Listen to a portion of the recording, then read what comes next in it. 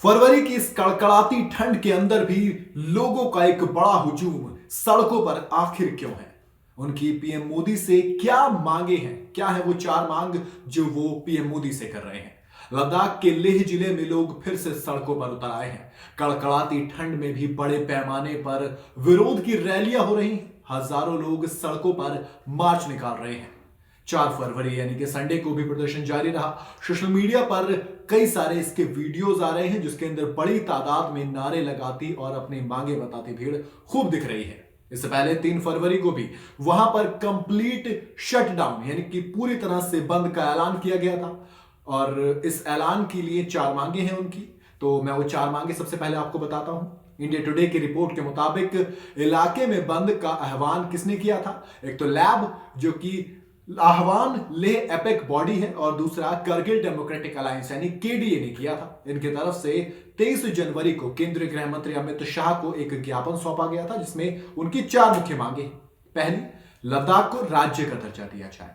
दूसरी, लद्दाख को 6ठी अनुसूची के तहत यह दर्जा दिया जाए और तीसरी है लेह और करगिल को संसद में अलग अलग सीटें दी जाए। इसके अलावा चौथी और आखिरी मांग उनकी यह है कि नौकरी आरक्षण के लिए लद्दाख लोक सेवा आयोग का गठन किया जाए यानी कि एलपीएससी, जैसे हर राज्य का अलग अलग होता है, यूपीपीसीएस और हरियाणा वाले का। अब इसका जो समर्थन है कौन कर रहे हैं? सोनम वांगचुक। अब ये कौन है? आपने 3 इडियट्स देखी, उसमें जो रणछोड़ दास छाछड़ का किरदार है वो इन्हीं के ऊपर बेस्ड है, तो उन्हें वो भी इसका समर्थन कर रहे हैं। 3 फरवरी को लेह लद्दाख की लगभग 1/4 आबादी भारतीय संविधान की 6वीं अनुसूची के तहत लद्दाख में लोकतंत्र की बहाली और इसकी सुरक्षा के लिए लेह के ऐतिहासिक पोलो मैदान में इकट्ठा हुई है। इन लोगों ने प्रधानमंत्री से भी अपनी मांगों को लेकर अपील की है। लैब और केडीए के कानूनी सलाहकार हाजी गुलाम मुस्तफा ने मीडिया से बातचीत की।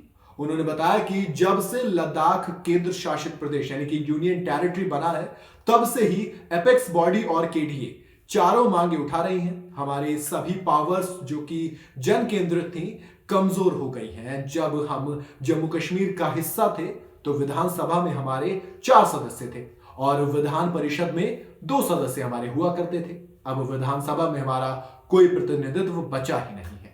सिर्फ इतना ही नहीं, गुलाम मुस्तफा ने आगे कहा कि जब से लद्दाख केंद्र शासित प्रदेश बना है तब से इस इलाके में कोई गैजेटेड नौकरी के मौके नहीं आए हैं, जबकि जम्मू कश्मीर में 2 बैच पहले ही चालू हो चुके हैं। यानी कि वो कह रहे हैं जम्मू कश्मीर में जब थे तब तक सही थे, जब से अलग हुए तब से बिखर गए हैं और तीसरा बैच जल्दी वहां पर चालू भी होने वाला है। लद्दाख को तुरंत एक लोक सेवा आयोग की जरूरत है। आपको बता दें कि 5 अगस्त 2019 को केंद्र सरकार ने जम्मू कश्मीर से आर्टिकल 370 को हटाकर उसे पूर्ण राज्य का दर्जा खत्म कर दिया था। उस वक्त लद्दाख को केंद्र शासित प्रदेश बना दिया गया और बीते 2 सालों से वहां के लोग पूर्ण राज्य को लेकर, संवैधानिक सुरक्षा को लेकर अपनी मांगे उठा रहे हैं। इससे पहले भी ये कई तरह के अनशन हमें कश्मीर में देखने को मिले थे, हमें लेह में देखने को मिले थे, हमें लद्दाख में लगातार अनशन देखने को मिल रहे हैं। अब एक बार फिर कड़कड़ाती ठंड में लोगों का हुजूम सड़कों पर उतर आया है। ऐसे में देखना दिलचस्प होगा कि सरकार इस बड़ी भीड़ को टैकल करने के लिए किस तरह का मूव अपनाती है। क्या वो इनकी मांगों को मानेगी या फिर वो अपने हिसाब से काम करे, क्योंकि इलेक्शन है। इलेक्शन से पहले कोई भी सरकार नाराजगी लोगों के बीच तो बिल्कुल नहीं चाहेगी।